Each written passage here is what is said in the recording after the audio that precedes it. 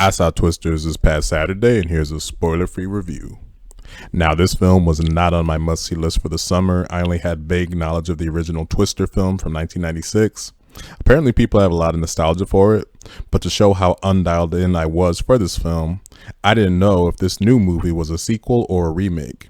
It wasn't literally until the day of that I was going to watch it that I learned that it's a standalone sequel, meaning that it requires no knowledge of the previous Twister film, which was good news for me. Because I had some free time on Saturday, I decided to check out a matinee showing in a non-premium format. In this movie, a girl named Katie gets persuaded by an old friend of hers to check out a surge of storms occurring in her hometown of Oklahoma, in hopes of learning how to track tornadoes and maybe, just maybe, find a way to prevent them. True to the description I heard about this being a standalone sequel, this movie requires no story knowledge of the first Twister, which was good news for me because, like I said, I hadn't seen it. That means that there's no dialogue or story points that'll cause confusion if you ain't seen that film. I've yet to read if there are any direct references to that film in this one, but as far as I can tell, there's not one moment in this new movie that if you haven't seen the first one, well then you're fucked in terms of not knowing what's going on.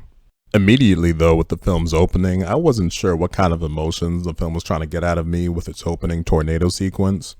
You have a bunch of teenagers investigating and playing with tornadoes for some kind of science project. And when things go bad, well, let's say it doesn't go well for most of them. But watching this scene, all I can think is, yeah, you little bastards, going around fucking with tornadoes, driving into a tornado and expecting everything to be okay.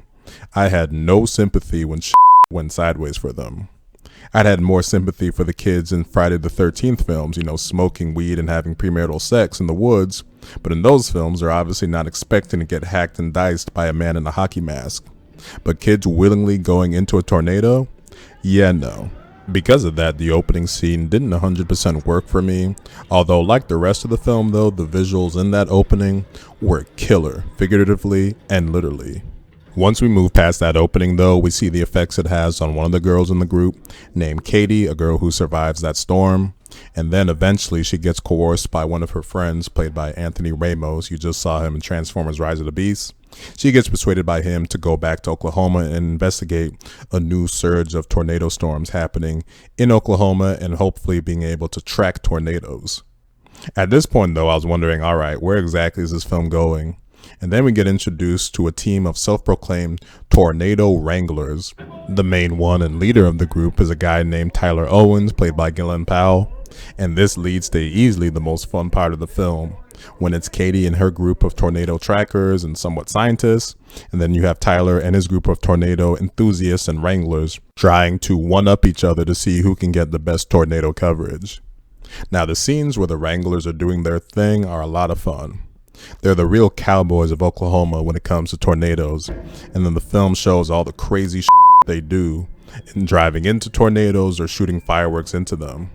As I mentioned, Glen Powell plays the main guy here, and I think he's essentially kind of typecast at this point because it feels like he plays the same guy in all the movies he's in.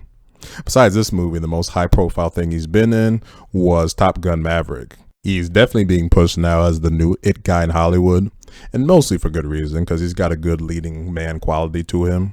Eventually, the movie starts to focus more on Kate and Tyler being together and working together, which I then began thinking, well, I know where this is going. She's the somewhat reserved girl with some kind of trauma in her past, and he's the super confident, rugged cowboy type figure with a softer side.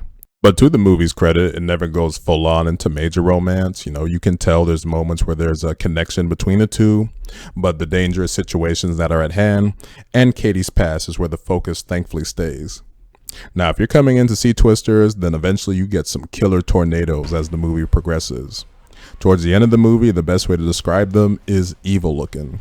I mean, there's a great shot of a tornado engulfed in flames that looks like some straight out of a comic book film. But the visual effects and destruction are great.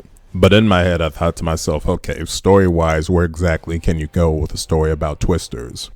But things come full circle at the end as it all gets tied back to Katie's past.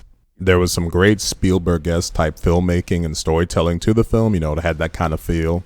Not surprising because it's produced by his company, Amblin, and it led to a movie that I had a pretty solid amount of fun with. So, 8 out of 10 for Twisters.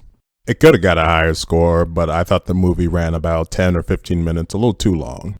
There also were an extended amount of scenes towards the end of the film where they started explaining the science and the nature behind tornadoes. So I was like, all right, y'all might as well be speaking Chinese here. I don't know what the hell you're talking about. By the end, though, I had to wonder, why the f would anyone want to live in a place called Tornado Alley? You know, I guess the price of living there has got to be cheap, but rightfully so, because your house is roadkill every other week. And in case you're wondering, yeah, there's enough left over here to where I could definitely see a sequel to this movie happening, but this time being a legit story sequel, not a standalone sequel to the first Twister film. So that'll do it for this review of Twisters. If you made it to the end of this video, thank you for watching.